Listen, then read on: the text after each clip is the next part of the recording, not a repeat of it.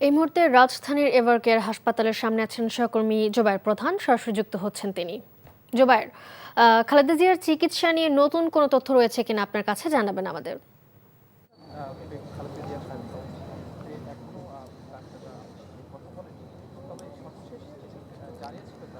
মালিহা, নতুন যে তথ্য আমরা যেটা জানতে পেরেছি যে এখানে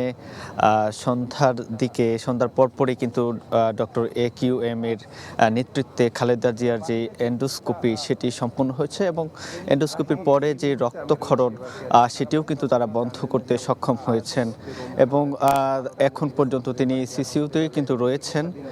জানিয়ে রাখি যে আজকে অর্থাৎ গতকাল শুক্রবারে কিন্তু তাকে লন্ডনে নিয়ে যাওয়ার কথা ছিল, কিন্তু কাতার সরকারের আমির যিনি রয়েছেন ওই সরকারের ব্যবস্থাপনায় তাদের যে এয়ার অ্যাম্বুলেন্সটি রয়েছে সেটি যান্ত্রিক ত্রুটির কারণে আসতে পারেনি।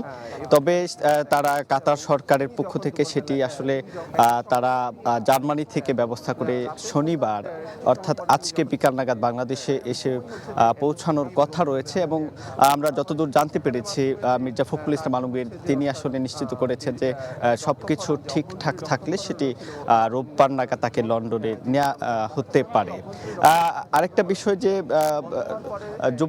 ডক্টর জুবাইদুর রহমান তিনি কিন্তু আজকে বিমানবন্দরে যখন 10:30 নাগাদ এসেছিলেন তার পরবর্তী সময়ে কিন্তু সরাসরি এই এভারকেয়ার হাসপাতালে তিনি এসেছেন এবং এখানে এসে বেগম খালেদা জিয়ার সাথে দেখা করে তার পরবর্তী সময়ে তিনি তার মায়ের বাড়িতে সেখানে দেখা করেছেন। তার পরবর্তী সময়ে আবারও কিন্তু তিনি দ্বিতীয়বারের মতো এই এভারকেয়ার হাসপাতালে সন্ধ্যা নাগাদ এসেছিলেন।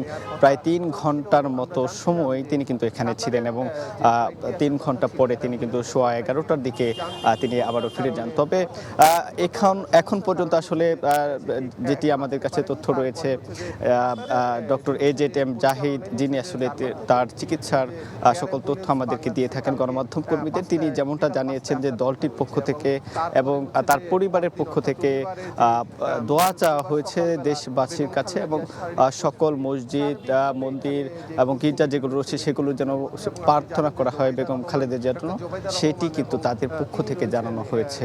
তো মালিহা, এভারকেয়ার হাসপাতাল থেকে বেগম খালেদা জিয়ার যেই সর্বশেষ অবস্থা সেটি এই ছিল আমার কাছে।